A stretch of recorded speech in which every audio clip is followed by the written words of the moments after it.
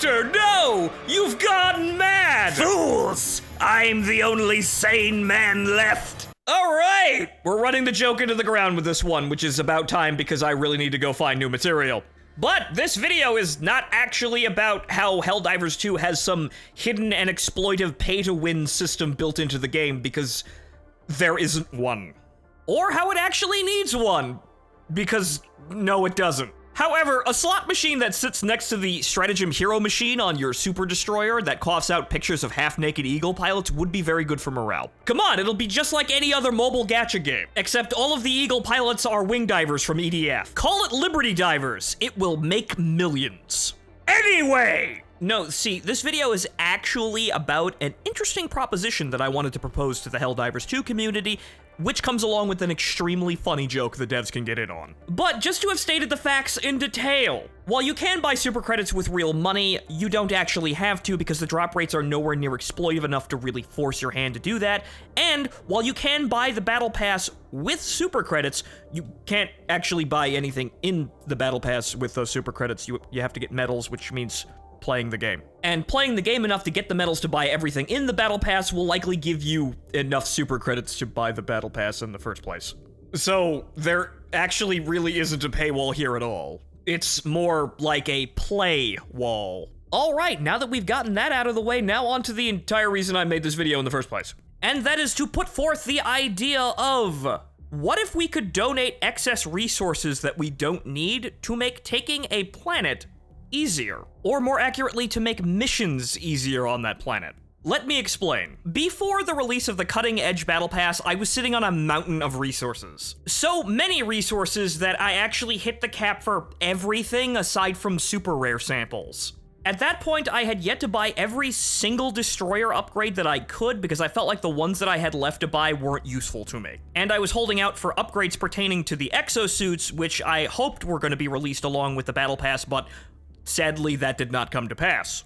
So I just bought every remaining destroyer upgrade I could because it's probably going to be a while until we get new ones. Since then, I have returned to the cap on common samples and will probably very quickly return to the caps on everything else too. Now, the caps on resources in Helldivers 2 being so low and achievable is actually somewhat nice. It allows you to stock up on plenty, however, it stops you from uselessly obsessively grinding for resources that you won't really use for months, most likely. However, it's hard to think that this is the optimal state when I will simply have no use for resources for months at a time in between content updates that give me things to buy with them. So what if we had a use for our resources that was outside of our own personal gain, and what if that use actually involved the entire community?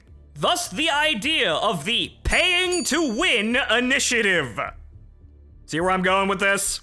The idea is actually very simple. You give every planet a bar that acts as a pool for resources that players can optionally donate into. As the bar goes up, we reach certain thresholds. These thresholds unlock bonuses or other positive effects that we get while undertaking missions on that planet. These can range from very small things like simply faster cooldowns on resupply drops, or perhaps a weather forecast that gives us a timer that showcases when the next environmental effect is going to happen. And these unlocks or bonuses can scale up to very impactful things on the gameplay on said planet, like say bonus or selectable bonus stratagems that we get on missions in addition to our own stratagems. Currently, these special event stratagems happen at seemingly random, but it would be nice to have some control over which ones we got and which ones we take on mission. Other direct things like, say, lessening the amount of enemy reinforcements that get called in when reinforcements are called, or increasing the cooldown between the times that enemies can call for reinforcements. Or just less patrols on the map in general. Or maybe perhaps a reduction or outright removal of some of the negative stratagem modifiers that we experience at higher difficulties.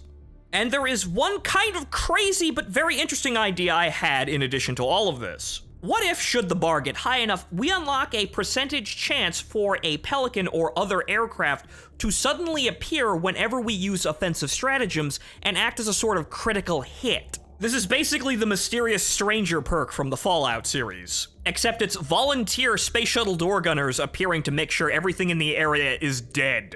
And I'm sure the developers could come up with a whole lot of other interesting ideas for bonuses for us if they seriously thought about the idea. This, I think, is a good idea for giving continued value to endgame players who have nothing left to buy and no reason to even collect resources after a certain point. Personally, after I hit the caps, I had continued to uselessly pick up resources out of a force of habit sometimes, but mostly as an act of charity for my lower level squad mates who probably needed the help. However, unfortunately, I know there are a lot of people who wouldn't think to do that. So adding another gameplay loop for endgame players to continue collecting resources would keep them indirectly helping their squad mates by collecting resources. To say nothing of the aid they give the entire community, all fighting on the same planet by unlocking bonuses. This is actually foolproof because even if that player is only thinking of themselves, they're still helping everyone, which is very good. And on top of all of that, if they implement this system, Arrowhead can actually make a funny ad they can show to everybody on the Super Destroyers. An ad explaining why we all need to pitch in and donate resources to do our part to buy little Timmy a J-Dam, so that he can defend his home and family from the anthill on the front lawn.